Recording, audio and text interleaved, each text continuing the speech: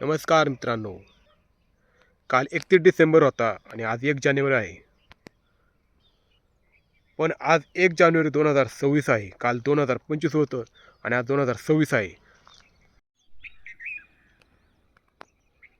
आज 1 जानेवारी 2025 रोजी मी वडगाव पाटोळे येथे कॅनलच्या रोडला सायकलिंग करण्यासाठी आलेलो आहे.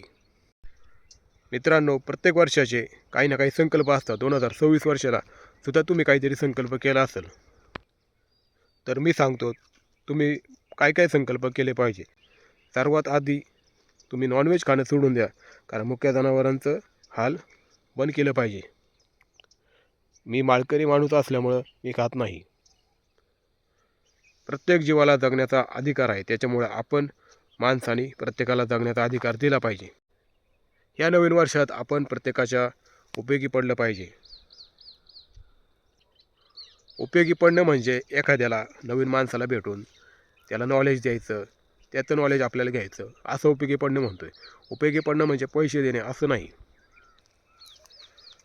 मोबाईलमध्ये एखादी डायरीचं ॲप घ्या, त्याच्यात प्रत्येक दिवसाचं जानेवारी महिन्याचं 1 ते 31 दिवसांपर्यंत कॉल मागा आणि त्याच्यात लिहा आज काय काय घडलं. आणि ज्या दिवशी 31 डिसेंबर 2026 असेल त्यावेळी तुम्ही 12 महिन्यांचं तुम्हाला डायरी भेटेल आणि त्याच्यात तुम्हाला समजेल तुम्ही काय काय केलं आहे. नवीन वर्षात आपल्या आसपास जर नैसर्गिक वातावरण असेल तर आपण निसर्गाच्या सानिध्यात जास्तीत जास्त जाण्याचा प्रयत्न केला पाहिजे. 2026 वर्षानिमित्त प्रत्येकाचे काही ना काही संकल्प असतील. काहींचे नवीन रूल असतात, काहींचे नवीन नियम असतात. न्यू मी न्यू इयर असं म्हणतात.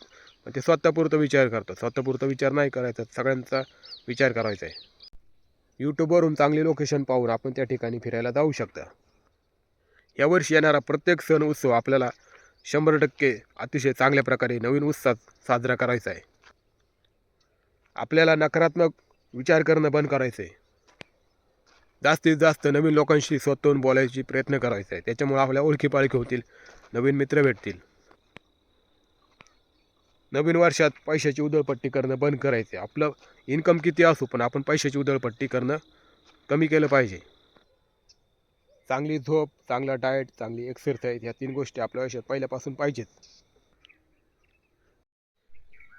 हे नवीन वर्ष प्रत्येक माणसाला, प्रत्येक मित्राला सुख, समाधान, भरभराटीचे जावो हीच देवाकडे माझी प्रार्थना आहे. या नवीन वर्षात प्रत्येक माणसाने खूप चांगल्या गोष्टी एक्सपिरियन्स करायला पाहिजे. त्याचप्रमाणे खूप काही शिकलं पाहिजे आणि हे वर्ष संपल्यानंतर तुम्हाला वाटलं पाहिजे की 2026 वर्ष माझ्या आयुष्यातील बेस्ट वर्ष होतं. सर्वांना नवीन वर्षाच्या खूप खूप शुभेच्छा.